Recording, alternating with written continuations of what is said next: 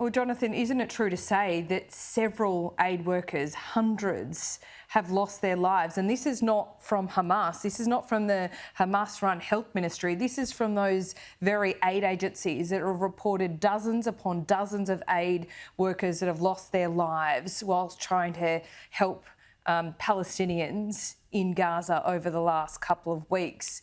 It's a little bit trite to say that, you know, they need to move from A to B, isn't it? Don't they need to go where the people need them the most? Or are you saying that their job is to lead Palestinians and set up essentially a new refugee camp?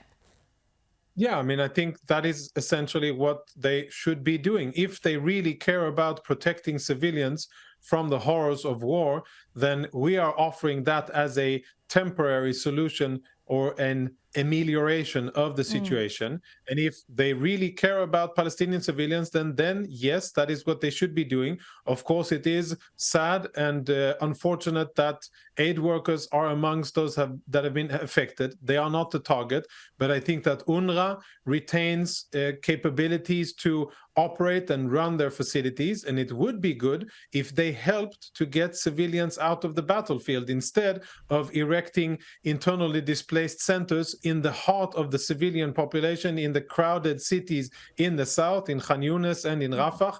It's not very helpful. It's helpful if they were to be out of the locations where Hamas isn't.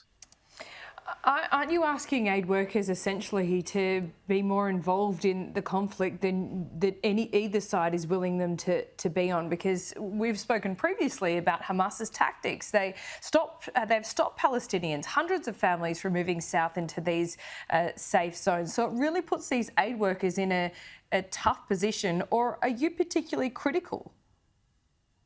Yeah, I think that what they are doing so far is choosing the side of Hamas, because what they are doing is actively adding to the complexity on the ground. It is adding additional internally displaced Palestinians from the north in areas where Hamas is active, where we are going to fight because we're going to target Hamas and we need to get rid of Hamas. And the fact that UNRWA so far has decided not to evacuate, not to help Palestinians evacuate to the humanitarian designated zone, I think it's extremely unfortunate. And I don't think that it is helpful if we're talking about saving Palestinians. I think that they should make an effort and make a decision not to help Hamas have additional civilian casualties, but to help Palestinians save themselves.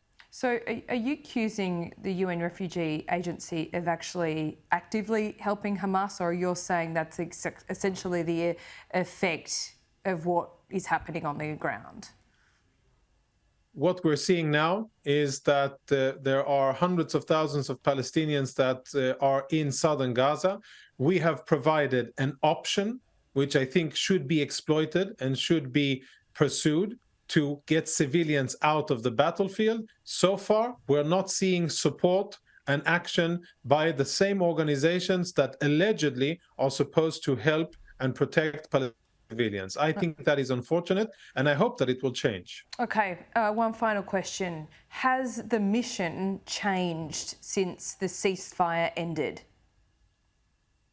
No, it has not. Our mission is to dismantle and destroy Hamas, to make sure that there are no military capabilities from Gaza that threaten Israeli civilians, and to take apart their political, administrative ability, and to get our hostages back. That is the focus. We have 137 hostages still remaining in Hamas captivity, most of them alive, 17 women and children, and some of them are bodies of dead Israelis. All of them will be returned, and Hamas will be dismantled, and Israelis will come back to their homes after this war is over. So if Sinwar was killed or captured tomorrow and you got the hostages back, would that be the end of the war?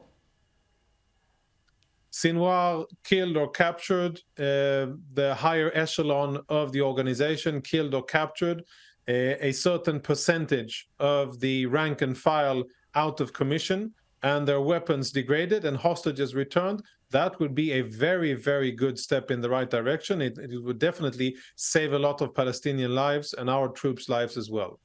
Jonathan Conricus, Lieutenant Colonel, we really appreciate your time as always. Thank you for having me. Good morning.